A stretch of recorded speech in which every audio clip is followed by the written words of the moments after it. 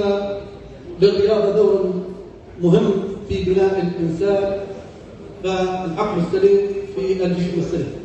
هذه مقولة. هو سباق ما بين الاتحادات الرياضية الأخرى في إقامة مثل هذه اللقاءات العلمية لتطوير رياضة الهوكي ولتطوير الرياضات المختلفة.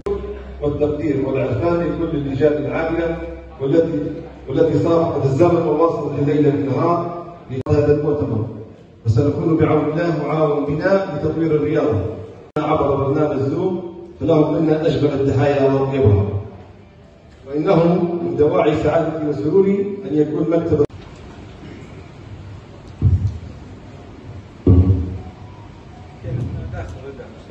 بسم الله الرحمن الرحيم. لا أريد أن أطيل عليكم، فتشرفنا اليوم ويشرفني ويسعدني وأعضاء مكتب التنفيذي وأحبال عبد الهوكي أن أكون أمام قامات علمية أكاديمية تشرف ليبيا في كل المحافل الرياضية.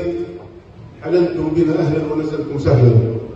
أود هنا أن أشيد بالجهود المتميزة للأساتذة في اللجان التحضيرية والعلمية.